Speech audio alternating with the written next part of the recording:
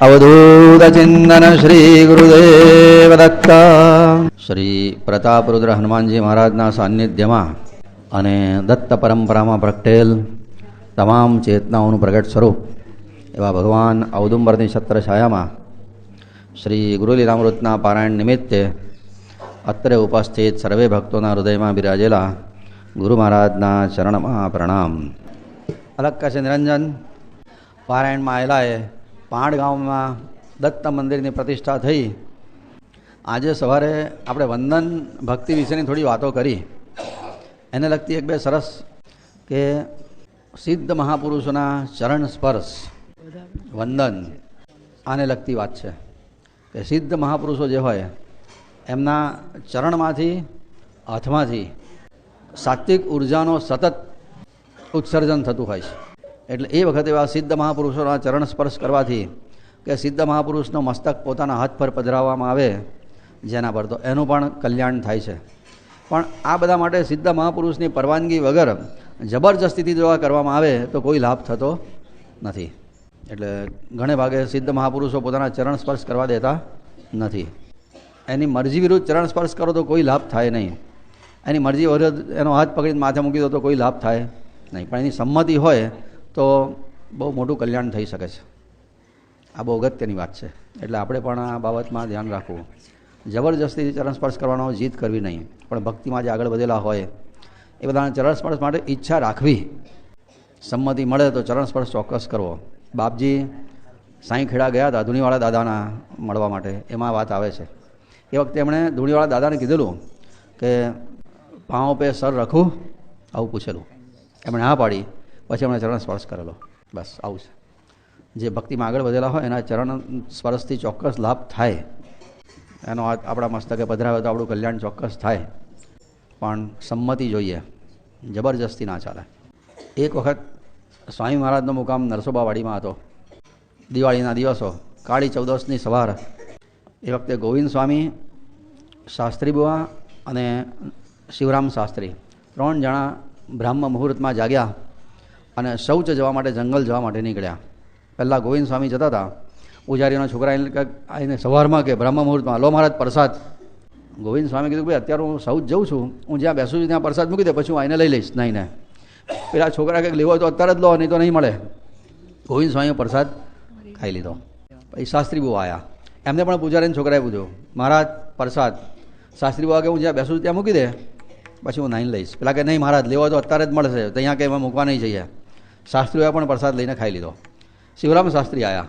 એમને છોકરાએ કીધું લો મહારાજ પ્રસાદ. શિવરામ શાસ્ત્રીએ પ્રસાદનો અસ્વીકાર કર્યો. શૌચજીએ સ્નાન કર્યું અને સ્નાન કરીને સ્નાન સંધ્યા કર્યા ત્યાં તો તબિયત બગડી, બેહોશ થઈ ગયા. મૂર્છિત થઈને પથારીમાં સૂઈ જવું પડ્યું. એની પત્નીને રાત્રે દત્તાત્રેય સ્વપ્નમાં દ્રષ્ટાંત આપીને કીધું તારા ધણીએ મારા પ્રસાદનો અનાદર કર્યો ને એટલે બેભાન થઈ ગયો છે. શાસ્ત્રી બુવા પાસે આવી. શાસ્ત્રી બુવાએ કીધું તમે ભગવાનની ક્ષમાપન સ્તોત્રથી પ્રાર્થના કરો. ક્ષમસ્વાપરાધમથી પ્રાર્થના કરી અને પાદુકા પર લઘુરુદ્રનો અભિષેક કર્યો. ત્યારે શિવરામ શાસ્ત્રી સ્વસ્થ થયા. માટે પ્રસાદનો ક્યારેય અનાદર કરવો નહીં. લેવો મળતો હોય તો. ભળતી વસ્તુ હોય તો ના લો તો ચાલે. કોઈ પ્રસાદી ચા આપે તો ના પીવો તો ચાલે. ડોંગરે મહારાજ કહેતા હતા કે ચાના શોખીન માણસ હોય ને તે કોઈ વાર નિયમ લઈ લે કે ભાઈ અમારે તો બધું જે ભગવાનને ધરાવે બધું જ ખાવું. એ લોકો દૂધ ભગવાનને ધરાવે પછી ચામાં ભેગું કરી દે. હવે ચા પણ પ્રસાદી થઈ ગઈ. આ પોતાની જાતે રસ્તા શોધી કાઢે. ભળતી વસ્તુનો સ્વીકાર કરાય નહીં. કેટલાક લોકો બહેનો અડચણ વખતે પ્રસાદ લેતા નથી. આવું ના કરાય. પ્રસાદ લેવો જ પડે. પ્રસાદ લેવાથી આપણે પવિત્ર થઈએ છીએ. પ્રસાદ દબડાવવાનો નથી, આપણે પવિત્ર થઈએ છીએ. પ્રસાદને ક્યારેય ના પડાય. 11 હોય કોઈ સત્યનારાયણનો શીરો આપે તો લેવો અને હાંચવીને મૂકી રાખવો હોય તો બીજા દાડે દેવાનો. અને હાંચવાની વ્યવસ્થા ના હોય તો ગુરુદેવ દત્ત. અનાદર કરવો પણ પછી પડીઓ ભરીને પ્રસાદ નહીં કહેવાનો કે પ્રસાદનો અનાદર ના કરાય. એકવાર શાસ્ત્રી બુવા નરસોબાવાડી જવા નીકળ્યા ભગવાનની આજ્ઞાથી. શંકર સપ્તે કરીને સાવંતવાડીનો એક માણસ કહે કે હું તમારી જોડે આવીશ. શાસ્ત્રી બુવા કે મારી જોડે કોઈ આવવાનું નહીં, મને કોઈની જોડે ફાવતું નથી, હું હંમેશા એકલો જ જાઉં છું ને એકલો જ આવું છું. સંતોને હંમેશા એકલા જ રહેવાનું ગમતું હોય છે. શંકર સપ્તે જીત કરી હું તમારી જોડે આવીશ કે નહીં આવીશ, તારે મારી જોડે નહીં આવવાનું. કે હું તમારા પગલે કે તમારે મને કેવું ઉચકીને ચાલવાનું છું, તમારી પાછળ પાછળ ચાલીશ. શાસ્ત્રી બુવાની આજ્ઞા વિરુદ્ધ જબરજસ્તીથી ગયો અને વાડીમાં પહોંચતામાં તો એ દેહ ભાન એનું ભૂલી ગયો, તબિયત એવી બગડી, મૂર્છિત થઈ ગયો ત્યાં આગળ. દત્ત ભગવાને કીધું હવે તમે પાછા જતા રહો, શંકર સપ્તેની ચિંતા ના કરશો અને જે થવાનું એ થાય, છોડો એને કહે છે કે. અને ભગવાનની આજ્ઞાથી એટલે શાસ્ત્રી બુવા શંકર સપ્તેને છોડીને માણગાવાઈ ગયા. આ બધું એનો રોગે બહુ ભયંકર રૂપ પકડ્યું અને મરવા જેવો થઈ ગયો. ગોવિંદ સ્વામીને થયું કે આ શાસ્ત્રી બુવાની જોડે આવેલો છે, મરી જાય તો કેમનું ચાલે. ભગવાનને પ્રાર્થના કરી, ભગવાન કંઈ ઉપાય બતાવો. ભગવાને કીધું એને તીર્થના જળથી સ્નાન કરાવો ને આખા શરીરે ભસ્મ લગાડો. એમ કર્યું ત્યારે એનું શરીર સ્વસ્થ થયું અને પછી તેને બીમારી દૂર થઈ. માટે સંતની આજ્ઞા પ્રમાણે જ રહેવું. શરણ સ્પર્શ કરવાનો હોય કે ગમે તે બાબત હોય, જીત કરવી નહીં. એ ના પાડે તો નહીં, બસ. કેટલાક લોકોને ચરણ સ્પર્શનો બહુ આગ્રહ હોય છે, એમ એ સ્પર્શ કરી એટલે બહુ લાભ થઈ જાય, વાત સાચી, પણ સંમતિ વગર નહીં. બાપજીને એકવાર એક જણે કીધેલું કે બાપજી આ તમે બધાને ચરણ સ્પર્શ નથી કરવા દેતા, તમને શું વાંધો જ કે છે. બાપજીએ કીધું હું જો બધાને ચરણ સ્પર્શની છૂટ આપું ને તો લોકો આવીને મારા પગ ઉપર એવા માથા ઘસે ને મારો અંગૂઠો પેન્સિલ જેવો થઈ જાય. આવું કીધું, અંગૂઠો દોરી જેવો થઈ જાય એવું બોલેલા. દિવાકર જડે કરીને એક હતો શ્રીમંત માણસ, એના બાગમાં ફણસનું વૃક્ષ, પણ એન્ટ્રન્સ પાસે હશે તો એને ગમે નહીં. મારા ઘરનું એલિવેશન બગડે છે, તેને કાપવાનું મન થયું. એના બાપ દાદા એ ફણસના ઝાડની પૂજા કરતા હતા. આ હોશિયાર જરા ભણેલા કાપી નાખવા તૈયાર થયો. ગામના બધાએ કીધું ભાઈ તારા બાપ દાદા પૂજા કરતા હતા, તું પૂજા ના કરતો કંઈ નહીં, પણ કાપવાનું કામ કરે. પેલો કે નહીં, એ બધું મારા બાપ દાદા તો મૂર્ખ હતા. હોશિયાર કાપવાની તૈયારી કરી, ઝાડ કાપવાનું પ્રયોગ કર્યો. જે ઝાડ કાપ્યું ને, ઝાડ કાપતા કાપતા ઝાડ પડ્યું ને એની નીચેનો છોકરો ચકદઈને મર્યો. પછી તો એની પર એવા સંકટો આવ્યા, ઢોર મરી જાય. એના વાડામાં બધા ફળના ઝાડ હતા પણ ફળ કાચા રહે, કેટલી વાર બહારથી પાકા દેખાય પણ અંદરથી કાચા જ હોય. ખાવાના ફાંફા પડ્યા. બધા ઘરના બધા કહે તે ભીખ મગાઈ ઝાડ કાપીને કહે છે કે. એ વખતે એનો મિત્ર વડોદરામાં અહીંયા રહેતો હતો. તે મિત્રને મળવા વડોદરા આવ્યો, ત્યાંથી સાવંતવાડીથી વડોદરા. અહીંયા તારે ખબર પડી કે એનો ભાઈબંધ તો મરી ગયો છે, એટલે પાછો લીલા તોરણે પાછો જવા નીકળ્યો. દુઃખમાં એને એનો મિત્ર યાદ આવ્યો હતો એ વખતે. હવે જ્યારે વડોદરા આવવા નીકળ્યો ને એ વખતે આ જે દિવાકર હતો એના ભાઈનું નામ હતું ભાસ્કર. એને ખબર પડી કે શાસ્ત્રી બાબા બહુ સિદ્ધ પુરુષ છે, એમની પાસે જઈને બધી વાત કરી કે આવી રીતના ઝાડ મારા ભાઈએ કપાઈ નાખ્યું અને અમારે ખાવાના ફાંફા પડવા માંડ્યા છે. શાસ્ત્રી બાબાએ કીધું ફરી આ ઝાડ લાઈને ત્યાં રોપો અને દત્ત મૂર્તિને નીચે સ્થાપના કરો, એનું પૂજન કરો, ઉદ્યાપન કરો તો તમારું બધું કલ્યાણ થશે. ભાસ્કરને વાત ગળે ઉતરી ગઈ. પાછો કશેથી ફણસનું ઝાડ લઈ આવ્યો અને રોપી દીધું. એટલે ફરી પાછા એના બગીચામાં ફળ પણ સરસ ઉગવા માંડ્યા, એની સમૃદ્ધિ પણ પાછી વધી. અને જે પેલો શંકર સપ્તે હતો ને જબરજસ્તીથી ગયેલો નરસોબાવાડી સ્વામી મહારાજની જોડે મને વાત કરી, એણે પોતાની છોકરી હતી તે આ ભાસ્કરના છોકરાને પરણાવી. એમ એટલી એનો સારા દિવસો શરૂ થયા. ટૂંકમાં ઘરમાં પુત્ર વધુ પણ આવી, પણ ભાસ્કરને મૂર્તિ સ્થાપનાનો વિચાર પણ ના આવે. ગરજ સરી કે વૈદ વેરી, ઝાડ રોપ્યું બધું સારું થઈ ગયું, હવે મૂર્તિની સ્થાપના કોણ કરે, ના કરી. તે થયું એવું કે આ ભાસ્કરનો છોકરો હતો તે ગાંડો થઈ ગયો, મગજ ચસકી ગઈ ડાગળી, અને થયું શું થયું આ એકદમ. અને એ વખતે શંકર સપ્તે જે પેલો હતો ને ચમકારો જોયેલો ને શાસ્ત્રી ભવાની જોડે જીત કરીને ગયેલો, એણે જઈને શાસ્ત્રી ભગવાન વાત કરી કે મારો જમાઈ છે ને એ ગાંડો થઈ ગયો છે. શાસ્ત્રીભાઈએ કીધું કે તારા જમાઈના બાપાને કીધેલું કે ફણસનું ઝાડ રોપ અને નીચે દત્ત મૂર્તિની સ્થાપના કરીને ઉદ્યાપન કર, પણ એને આગળનું કશું કર્યું જ નહીં, એટલે જમાઈ ગાંડો થયો છે. જા આટલું કરાય એની પાસે. પેલા એ પ્રમાણે પછીથી ઘેર જઈ અને મૂર્તિની સ્થાપના કરીને પૂજન શરૂ કર્યું તો પાછો જમાઈ ડાયો પણ થઈ ગયો. અલગ કહે છે નિરંજન, ટૂંકમાં પૂર્વજોથી જે આવું સત્કર્મ ચાલ્યું આવતું હોય ને આપણને સમજણ ના પડે કે આનો અર્થ શું છે, ચાલુ રાખવું પણ બંધ કરવું નહીં. પછી એ અરસામાં ત્યાં દુકાનવાડી ગામ છે, ત્યાં એક બ્રાહ્મણ રહેતો હતો ને, એની ફળોની સુંદર વાડી હતી આખી, એવા બધા સરસ ફળો એમાં ઉગે. અને આ બ્રાહ્મણ પાછો એટલો ઉદાર, એની વાડી પાસેથી કોઈ સાધુ સંત બ્રાહ્મણ પસાર થાય ને તો પ્રેમથી એને ફળ આપે.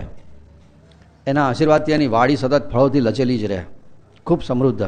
ભોળો બ્રાહ્મણ, બીજાને આપવાથી ક્યારે ઓછું નથી થતું, વધે છે, ક્યારે ઓછું નથી થતું, આ ધ્યાનમાં રાખવું. આ આપે ફળ બધાને. અને એની વાડીમાં લીલા લહેર. એ ગામમાં એક વાણિયો રહેતો હતો, એની બુદ્ધિ બગડી કે આ વાડી છે એને મહેનત કરવી પડતી નથી અને બેઠો બેઠો મસ્તીથી ફળો વેચે છે અને જલસા કરે છે.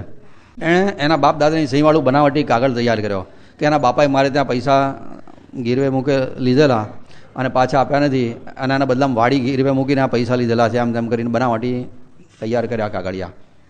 કોર્ટમાં ગયો અને બાપ દાદા તો મરી ગયા હોય, એની સહી કોણ સાચી વેરીફાઈ કરવા જાય? તે એ વાડી એણે બ્રાહ્મણની ખોટી રીતે પડાવી લીધી. બ્રાહ્મણ બિચારો બહુ દુઃખી થયો, શાસ્ત્રી બુવા પાસે ગયો. શાસ્ત્રી બુવાને વાત કરી. શાસ્ત્રી બુવાએ કીધું કે તું એક કામ કર, એને એક અનુષ્ઠાન બતાવ્યું, કીધું આ મંત્રનો જપ કર. અને જ્યાં પેલાએ આ મંત્રના અનુષ્ઠાનની શરૂઆત કરી, શાસ્ત્રી બુવા તો મંત્ર સિદ્ધ મહાપુરુષ, જેવા જપની શરૂઆત કરી પેલાને વાણિયાને પેટમાં એવા દુખાવો શરૂ થયો, પ્રબળ દારૂણ વ્યથા, જમીન પર પડીને આળોટેને તરફડે. 8 દિવસમાં તો ગભરાઈ ગયો એને લાગ્યું કે મરી જઈશ આ વેદનામાં. 8મા દાડે તો પેલા બ્રાહ્મણની ઘેર જઈને પેલો એના દેખતા કાગળિયા ફાડીને ફેંકી દીધા. ભાઈ આજથી વાડી તારી ને તું એનો માલિક, બાપા મેં ખોટું કરેલું એની આ સજા છે. ત્યાર પછી એને જ્યારે પાછું આ બધું આપ્યું તારે એને સારું થયું. ટૂંકમાં હરામનું ક્યારેય ઘરમાં આવવા દેવું નહીં, આવે ને તો આવી દશા થાય. આપણને આટલી બધી તાત્કાલિક અસર ના થાય તો કોઈક દાડો તો થાય જ. માટે આપણે હકનું હોય એટલું જ આપણે ભોગવવું, હરામનું ક્યારેય લેવું નહીં. અને બીજું કે મંત્ર બતાવનારો સિદ્ધ પુરુષ હોય તો અસર તરત થાય. પેલા બ્રાહ્મણની શ્રદ્ધા અને બતાવનાર સિદ્ધ. ઘનશ્યામ કરીને કુળકર્ણી બ્રાહ્મણ હતો, એને એકવાર નાસ્તિકો જોડે ભાઈબંધી થઈ. આ નાસ્તિકો બહુ ડેન્જર હોય છે, એનાથી હંમેશા દૂર રહેવું. એ લોકોની તર્ક શક્તિના આધારે જ એ લોકો પોતાની, એક તો તર્ક શક્તિ છે ને એ એના માટે એક શબ્દ વાપર્યો છે તર્ક શક્તિ માટે કે વેશ્યા જેવી હોય. વેશ્યા એટલે હું ગમે એને પત્ની થઈને બેસી જાય. આ તર્ક એવા તમારે જે વાતને સાબિત કર્યું હોય ને તે તર્કથી સાબિત થાય. એટલે નાસ્તિકો તર્કના આધારે ચડે છે અને ક્યારેય લોકો શ્રદ્ધાળુ બની શકતા જ નથી. માટે તર્કના આધારે ક્યારેય ચાલવું નહીં. ભગવાનના માર્ગે બુદ્ધિ બિલકુલ નકામી છે, ત્યાં હૃદયવાળાનું કામ છે. બુદ્ધિવાળા તો અહીંયા માથા જ પછાડતા રહી જાય છે. અને એ લોકોની જોડે ક્યારેય વાદ વિવાદમાં ઉતરવું નહીં. નાસ્તિકને ક્યારેય શ્રદ્ધાળુ બનાવવાનો પ્રયત્ન કરવો જ નહીં. એ અથડાશે ને તો એની જાતે મંદિરે જતો થશે. પણ જો તમે એને શ્રદ્ધાળુ બનાવવા જોયા ને, એ ચોક્કસ શ્રદ્ધાળુ નહીં થાય પણ તમને નાસ્તિક બનાવશે. એની પાસે એવા આર્ગ્યુમેન્ટ્સ હોય છે અને આર્ગ્યુમેન્ટ્સ છે, એમાં કંઈ આર્ગ્યુમેન્ટ કંઈ નવાઈ નથી. એકવાર બાપજીનો મુકામ રાજપીપળામાં હતો ને ત્યારે આવી રીતના કેટલાક 2-4 જણા આવ્યા. બાપજીને કે અમને તમારે કેટલાક પ્રશ્નો પૂછવા છે. કાગળીઓ લઈને આવેલા, બેઠા અને પ્રશ્નો કાગળિયામાંથી વાંચી ગયા. બાપજીની સામે જોઈને તો બોલવાની હિંમત જ કોઈની ના થાય. હા, એટલું બધું આંખમાં તેજ હતું. કાગળિયામાં જોઈને પ્રશ્નો વાંચી ગયા. બાપજી થોડી વાર બેસી રહ્યા, પછી બોલ્યા આ તો બધા પ્રશ્નો છે ને તે તમે પેલા કોણ પેલા દયાનંદ સરસ્વતીનો પેલો એને ગ્રંથ લખ્યો છે ને કયો, એના પ્રશ્નો છે કે છે, તમારા કઈ છે આ પ્રશ્નો? અને એમણે આર્ય સમાજની સ્થાપના કરી. સત્યાર્થ પ્રકાશ એ પુસ્તકનું નામ છે. પાછું સત્યાર્થ પ્રકાશ, જાણે સત્યનો અર્થ બતાવીને પ્રકાશ બતાવતો હોય એવો. હવે આવો તું પ્રકાશ પાડે છે કે જે બચારા પ્રકાશમાં જીવતા હોય ને અંધારામાં મોકલે એવો ગ્રંથ છે, પણ એનું નામ સત્યાર્થ પ્રકાશ. બાપજી બોલ્યા તમે જે પૂછો છો ને તો સત્યાર્થ પ્રકાશના પ્રશ્નો છે, તમારા કઈ છે? અંતરમાંથી જાગે ને પ્રશ્નનું સમાધાન મેળવવું, પણ નાસ્તિકના પ્રશ્નોનું સમાધાન મેળવવા ક્યારેય કોશિશ કરવી જ નહીં. એકવાર જો નાસ્તિકના મગજમાં ઘૂસી ગઈ ને ખોટો વિચાર, તો બહાર કાઢતા આખો જન્મ ઓછો પડશે. માટે સાવધાન રહેવું. નાસ્તિક હોય ને એને અથડાવત દેવો, સારું ભાઈ ભગવાન છે જ નહીં, એની પાસે પહેલાં જ બોલે ક્લીન બોલ્ડ થઈ જવાનું. એ કહે ને કે ભાઈ ભગવાન છે નહીં, હા ભાઈ નથી બરાબર, તું એની જોડે ચર્ચામાં ઉતરવું નહીં. નાસ્તિકોની રવાડે ચડ્યો, શાસ્ત્રીબાની પરીક્ષા કરવા આવ્યો. મારી ગ્રહદશા કેવી ચાલે છે જુઓ જોઈએ. શાસ્ત્રીબાએ કીધું ભાઈ તારે શનિની મહાદશા ચાલે છે, સાવધાન રહેજે. પેલો કે શનિ તો પીડા આપે, માર તો જોયું પેલી લહેર છે, નખમાં રોગ નથી, માથું દુખતું નથી, પૈસાની જરૂર છે, છોકરાને ઘેર છોકરા છે, હું દુઃખ છે કે હોશિયારી મારવા માંડ્યો. શાસ્ત્રીબા કે ભાઈ ઘેર બેઠા અનુભવ થશે, બહુ ઉતાવળ ના કરીશ. ધીરી બાપુડિયા. અને 2 દાડા ગયા, રામનવમીનો દાડો આવ્યો, ત્યાં તો પોલીસવાળા એની ઘેર આવ્યા, એની પર ખૂનનો આરોપ મૂક્યો, આજ કડી પેરેન્ટ સીધો જેલમાં જ પૂરી દીધો. જેલમાં બેઠો પછી શાસ્ત્રી બહુ યાદ આવ્યા, આ કહેતા હતા તે સાચું, મારી હોશિયારી બધી ના ચાલે.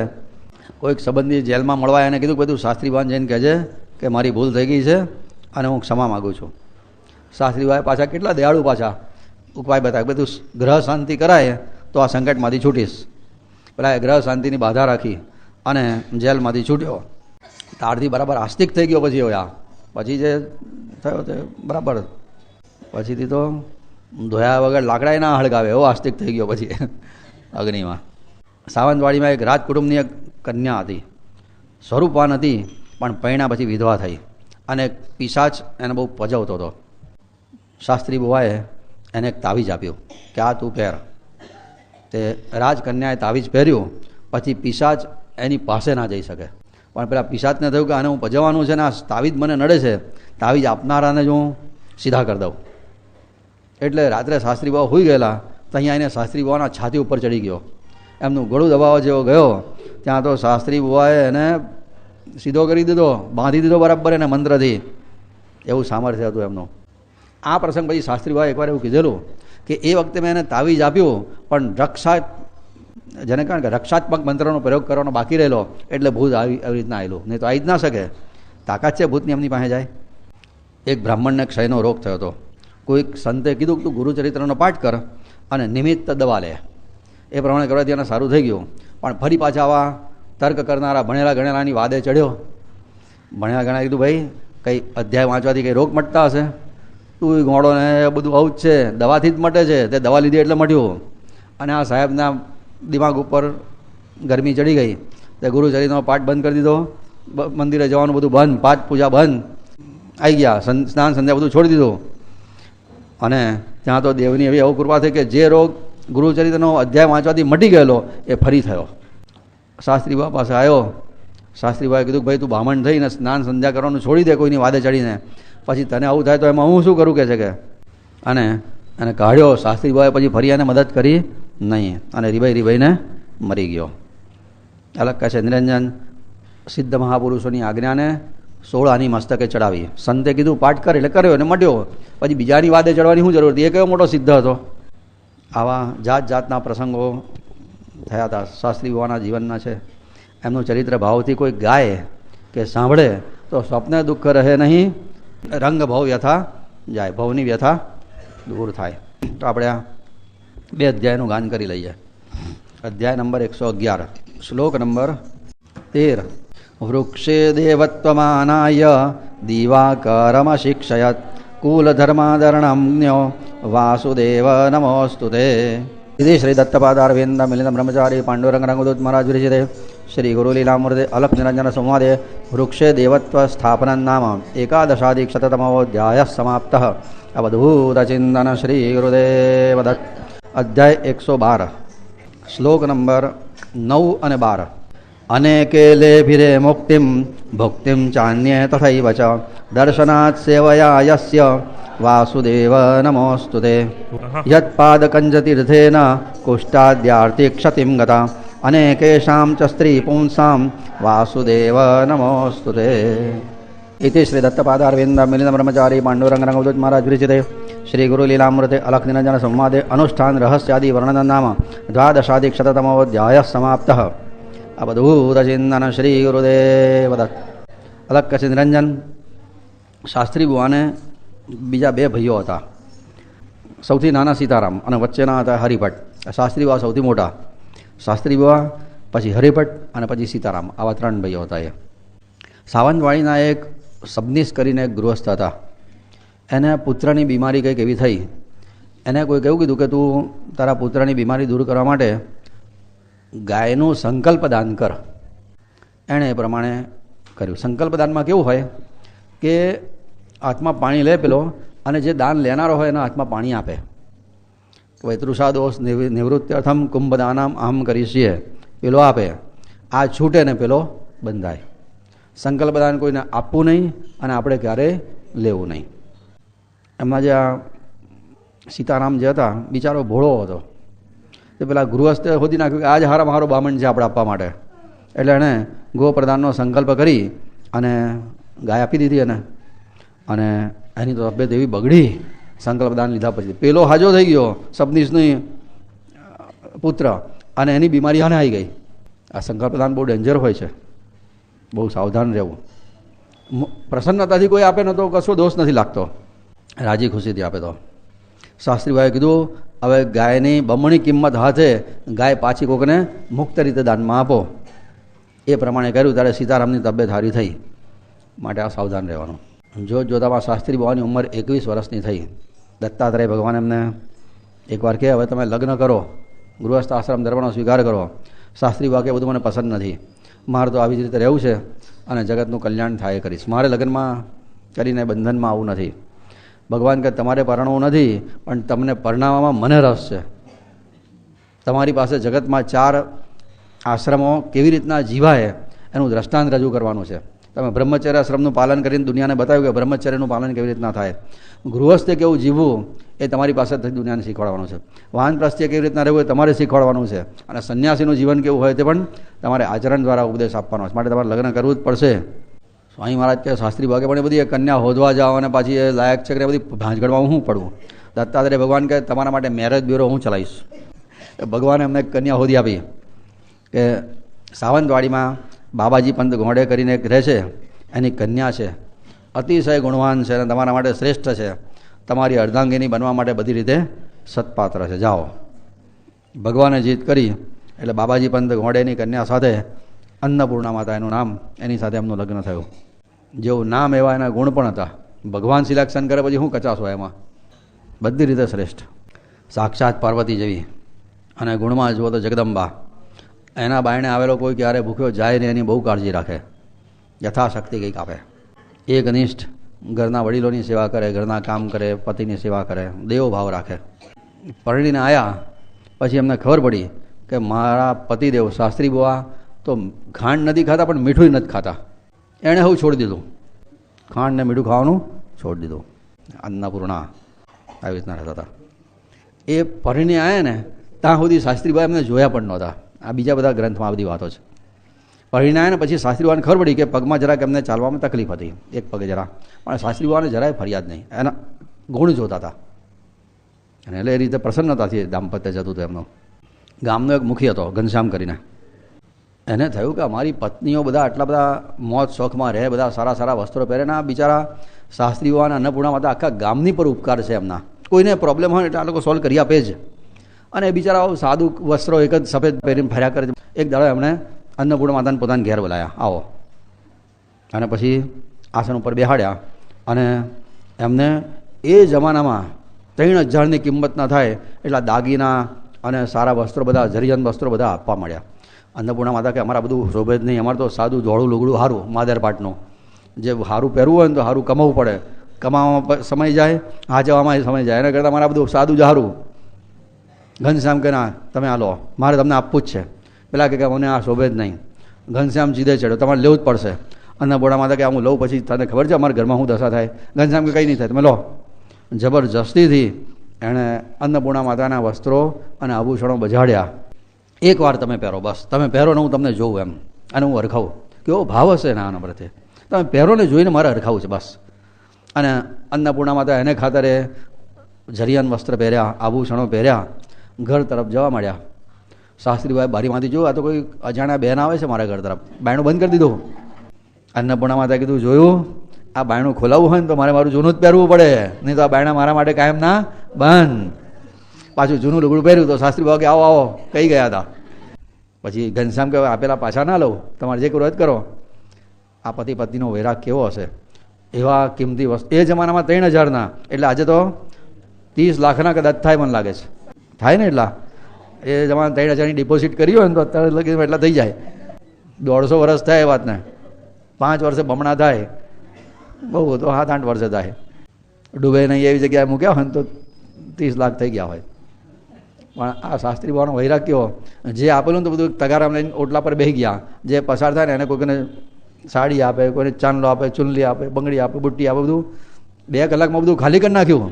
જેવા હતા એવા ને એવા. અલગ કચ્છ નિરંજન. વીણ વૈરાગ્ય ના ટકે, ધીણ વૈરાગ્ય ના મળે, ઈશ્વર સપને જાણ, પ્રથમ પગથિયું આ નક્કી ઈશ પ્રાપ્તિમાં. વૈરાગ્ય વગર ભગવાન મળે નહીં. વૈરાગ તો પહેલો જ જોઈએ. પછી અમારા તો શિષ્યો અમને આગ્રહ કરે છે એટલે અમે એપલનો ફોન રાખીએ છીએ. અલા તારો શિષ્ય તને કે ઝેર ખાતું ખાવાનો છે, આજના સાધુ હવા નીકળ્યા છે. અમારા શિષ્યો અમને ઓડી કારમાં ફેરવે છે, તું બેહે છે, એ તને ગધેડા પર બેહાડે તું બેહે. શિષ્યોના નામે બધા હવે મહારાજો બધા રંગે ચંગે લહેર કરે છે. હા કે ઠાકોરજીના માટે ચોખ્ખા ઘીની બંટા ઘડીઓ બનાવીએ છીએ. તો ઠાકોરજીના બનાવે તો ભક્તોને આપને, એમને ચરણામૃત આપે ને સાકર આપે, અને પેલો અંદર બેઠો બેઠો ખાય. ભગવાન હે ના મળે. દેવના મૂળ ગમાર, અંતર પ્રીછે રે. ભગવાન મૂર્ખો નથી, બધું જ જાણે છે. ત્યાં મારા નામે ધંધા જ કેટલા ચાલે છે તો બધી ખબર પડે છે એમને. 24 વર્ષના થયા શાસ્ત્રી બુઆ. નરસોબા વળી એકવાર ગયા, દત્તાત્રેય ભગવાને દર્શન આપીને કીધું, હવે તમે માણગાંવ જાઓ ને તો 7 વર્ષ સુધી માણગાંવ છોડીને બહાર જશો નહીં. તમારે દત્ત મંદિરની સ્થાપના કરવાની છે માણગાંવમાં. હું તમારી જોડે દત્ત મંદિરમાં ત્યાં માણગાંવમાં રહીશ અને તમને ઓથોરિટી આપું છું. જેવી રીતના મારા શરણે આવેલાના હું દુઃખ દૂર કરવા માટે ઉપાય બતાવું છું, તમારે પણ એ પ્રમાણે તમારા શરણે જે આવે એને ઉપાય બતાવવાના અને એને દુઃખ મુક્ત કરવાના. ભગવાનની આજ્ઞા થઈ અને શાસ્ત્રી બુવા ઘર તરફ આવ્યા. રસ્તામાં એક કાગલ નામનું ગામ આવ્યું. તેનો મૂર્તિકાર આવીને કે, લો મહારાજ, આ દત્ત મૂર્તિ લો, તમે સ્થાપના કરજો ત્યાં મંદિરમાં. શાસ્ત્રી બુવા કે, મારી પાસે એક પૈસો નથી, મૂર્તિ મફતની કેવી રીતના લઉં? મૂર્તિકાર કે, જ્યારે તમારી પાસે પૈસાની સગવડ થાય ત્યારે આપજો, હું માગવા નહીં આવું. શાસ્ત્રી બુવા આગળ ચાલ્યા. બીજા ગામમાં એક ગૃહસ્થ મળ્યો, લો મહારાજ, 25 રૂપિયા દક્ષિણામાં આપી દીધા. શાસ્ત્રી બુવા પાછા એ ગામમાં ગયા, પેલા મૂર્તિકારને 25 રૂપિયા ચૂકવી આવ્યા અને મૂર્તિ લઈને ગામમાં આવ્યા. 8 દિવસ એક કાગલ ગામમાં સ્વામી મહારાજ રહ્યા હતા, પેલા મૂર્તિ બનાવીને ત્યાં સુધી. અને પછીથી એ દત્તાત્રેય ભગવાન એકમુખીને 2 હાથવાળા છે. એ મૂર્તિ એવી બનાવેલી એણે, એકમુખી દત્ત બનાવેલા અને 7 આંગળ ઊંચી, સિદ્ધાસનમાં બેઠા હોય ને એવા દત્ત ભગવાનની મૂર્તિ હતી એણે બનાવેલી. પોતે ગામમાં આવ્યા, પોતાની જાતે જ દત્ત મંદિર બનાવેલું એમણે. કોઈ કારીગરોની જરૂર જ નહીં. કોઈ ઈંટો આપી ગયો, કોઈ ચૂનો આપી ગયો, કોઈ રેતી આપી ગયો, કોઈ આપી ગયો. અને કાર સેવા કરીને, શીખો છે ને પોતાના સંપ્રદાયના મંદિરો આવી રીતના બનાવે, કાર સેવા કરીને. સેવા કરવાથી અભિમાન મરે છે, પાપ બળે છે, બહુ લાભ છે એના. અને એમાં શરીરથી ભક્તિ થાય ને, એક માત્ર સેવા એક એવી ભક્તિ જેમાં શરીર ચાલે, બીજા બધા મન જોઈએ. આમાં મન તમારું ભટકતું હોય ને તો એ ફળ એટલું જ મળે. એટલે સેવાનો મહિમા બહુ ઊંચો છે. શાસ્ત્રી બુવાએ જાતે મંદિર બાંધેલું, આવું લખ્યું છે. પછી વૈશાખ વદ 5મ 1883ની સાલમાં પોતે પોતાની જાતે એ મૂર્તિને એમાં પ્રાણ પ્રતિષ્ઠા કરેલી, સ્થાપના થયેલી. ત્રિકાળ પૂજન કરે અને ભગવાનની સ્વરૂપમાંથી ભગવાન પ્રત્યક્ષ વારંવાર પ્રગટ થાય અને શાસ્ત્રી બુવા જોડે વાતો કરે. આટલી બધી સિદ્ધિઓ હતી એમની પાસે. એકવાર ભગવાન પ્રગટ થયા મૂર્તિમાંથી. હવે અહીંયા જે આવે ને તને ઠીક લાગે ને એ પ્રમાણે એને દુઃખમાંથી મુક્ત કરવાનો ઉપાય બતાવવાનો. આર્તના દુઃખ દૂર કરવા તને જે ઠીક લાગે તે ઉપાય બતાવજે. હું મારા ગણો તારી સેવામાં રાખું છું. દત્તાત્રેય ભગવાનના ગણો માણગાંવમાં રહે સૂક્ષ્મ શરીરથી, અને ત્યાં કોઈ જાતની ગડબડ ચાલે જ નહીં. દર શનિવારે તો મોટી યાત્રા ભરાય અને ગામે ગામથી બધા આવે. ધરતી પરનું વૈકુંઠ, એટલી બધી ભીડ થાય. જેના જે પ્રોબ્લેમ હોય તે ગુરુ મહારાજની કૃપાથી બધા સોલ્વ થઈ જાય, શાસ્ત્રી બુવાની કૃપાથી. એમના 2 ભાઈઓ હતા ને, સીતારામને હરિભટ્ટ, એ પાછા લોકોને બધી સાચવવાની બધી જે વ્યવસ્થા કરવાની હોય બધી વ્યવસ્થા એ લોકો સાચવે. અને ગામે ગામ કીર્તિ ફેલાઈ ગયેલી. બધું બહુ વર્ણન છે. શનિવારે ત્યાં રોજ જે પાલખી કાઢવામાં આવે અને પાલખી કાઢે ત્યારે 4-5 હજાર ભક્તો ભેગા થાય પાલખીમાં, અને બધા દિગંબરા કરતા પાલખી નીકળે. એવી રીતના મંદિરની 3 પ્રદક્ષિણા કરતા 5 થી 7 કલાક થાય, આવું લખ્યું છે. અને એ વખતે એ પ્રસાદ આવે ને તે સમારતા બહેનોના હાથ દુખી જાય, એટલો બધો પ્રસાદ આવે. 400 તો શ્રીફળ વધેરાય, આવું લખ્યું છે બધામાં, બહુ બધું વર્ણન છે, તોય ઓછા પડે. પછી ભંડારા થાય રોજ, જે મહાપ્રસાદ, આવી રીતનું ચાલતું હતું બધું અહીંયા. અને તમારી ગમે તેવી કિંમતી વસ્તુ હોય, તમારી ગમે ત્યાં મુકાઈ ગઈ હોય તો કોઈ હાથ પણ ના લગાડે. પેલા દત્તના ગણો ત્યાં સાવધાન જ હોય, જરાક તરત પકડે. સીસીટીવી કેમેરા 4 બાજુએ, કોઈનો હિંમત નથી કે કંઈ ગડબડ કરી બતાવે. એકવાર એક શ્રીમંત બહેન ત્યાં આવ્યા, સ્નાન કરવા માટે ગયા વાવમાં. તે પોતાના વસ્ત્રોના આભૂષણો બધા કાઢીને પગથિયા પર મૂક્યા પોટલી બાંધીને. વાવમાં બિચારી સ્નાન કરતી હતી. ચોરનારની 4 અને જોનારાની 2. એણે નજર ચૂકવીને દાગીના પડાવી લીધા, જતી રહ્યા. પેલી બહેન તો નાહીને જોયે તો તારી દાગીના ગયા. મોટેથી ગભરાઈ ગઈ, રડવા લાગી. શાસ્ત્રી બુવા પાસે આવ્યા. શાસ્ત્રી બુવાએ કીધું, ચિંતા ના કરીશ, હમણાં બધા જ પાછા આવશે, તું બેસ શાંતિથી, રામ રામ દત્ત ભાવની કર. પેલી તો અહીંયા બેઠી. અને એટલામાં તો એ પેલું ભૂત હતું ને, જે પેલી રાજકન્યાને તાવીજ બાંધીને છોડાયેલું અને એમની છાતી પર પડી ચડી ગયેલું, એ ભૂતને શાસ્ત્રી બુવાએ બાંધેલું માણગાંવમાં બરાબર. તે ભૂત હવે એમની સેવામાં. એને ખબર પડી ગઈ કે કઈ બેન લઈ ગઈ છે. તે એને એવી ધોલ મારી ધડ અહીંયા અને વાળ ખેંચીને અહીંયા લઈ આવ્યું. પેલી તો ગભરાઈ ગયો, મારા બાપરે, આ કોણ મને મારે છે, કોણ મને ખેંચે, ખબર ના પડે પણ ખેંચાય. આપું છું. ભૂત એને પકડીને શાસ્ત્રી બુવા પાસે લઈ આવ્યું. મને કોઈ મારે છે ખબર નથી પડતી, મારા વાળ ખેંચે છે ખબર નથી પડતી, ઢસડે છે મને ખબર નથી પડતી. શાસ્ત્રી બુવા કે, દાગીના તે લીધા છે? હા, કહે છે કે ઘરમાં અમુક જગ્યાએ ખાડો ખોદીને દાટ્યા છે, કાઢ. અને આ પેલી કાઢી લઈ આવી અને શાસ્ત્રી બુવાના હાથ દેખતા બધા દાગીનાના એક બધું પાછું આપી દીધું. પછી એમણે કીધું, તું સારા ઘરની છે ને આવી ચોરી કેમ કરે છે? આરામનું તારા ઘરમાં આવશે પણ તારા પેટમાં નહીં આવે. જે તારું નથી ને એ તને પચે જ નહીં. શીખામણ આપી. આજ પછી આવું ખોટું ના કરીશ, ભગવાનની ભક્તિ કરજે, તને જોઈતું બધું ભગવાન આપશે. દત્ત મંદિરમાં ભગવાન પાસે એ જમાનામાં થાળી મુકાય, કોઈની યથાશક્તિ પૈસા મૂકવા હોય તો મૂકતા હતા. કોઈએ 4 આના મૂક્યા હશે એ જમાનામાં, અને એક બેને છાનામાના ઉઠાયા અને સીસીટીવી કેમેરામાં પકડાયા. અને પેલા તો જે ઠોકવા જ મારી અને એવી મારી શાસ્ત્રી બુઆ પાસે લઈ આવ્યું. પાછું જાય નહીં, છટકાય નહીં કોઈ જગ્યાએ. શાસ્ત્રી બુઆએ પછી એને કીધું, બેન આવી રીતના ભગવાનના પૈસા ચોરાય, પાછા મૂક્યા, તારે ભૂતની પીડામાંથી મુક્ત થઈ. આવું રામરાજ હતું, શનિ શિંગણાપુર જેવું, ઘરને તાળા જ નહીં મારવાના. અલગ કશે નિરંજન સુણતા ભક્તિભાવથી રહેના ભીતિ લગાર. ભગવાનનું ચરિત્ર એવું છે કે જરાય ડર ના રહે, શ્રદ્ધા વીણ કાચું બધું પણ. હા, કથે રંગ નિર્ધાર. બાપજી કહે બધામાં શ્રદ્ધા તો જોઈએ. પછી આવું તો હોય, જ્યાં પ્રશ્ન થયો ને તો સમજવાનું કે આપણે બધું ગુમાવ્યું. આપણે આ અધ્યાયનું પણ ગાન કરવાનું છે. શ્લોક નંબર 14. અનેકાન્નાસ્તિકાનાસુ શ્રદ્ધાયોક્તાંશકારયઃ કૌતુકમ વિવિધમ કુર્વન વાસુદેવ નમોસ્તુતે. इति श्री दत्तपादारविंद मिलित ब्रह्मचारी पांडुरंग रंगवदूत महाराज विरचिते श्री गुरु लीलामृते अलख निरंजन संवादे मूर्ति स्थापनादि कथन नाम त्रयोदशाधिकशततमोऽध्यायः समाप्तः. अवधूत चिंतन श्री गुरुदेव दत्त.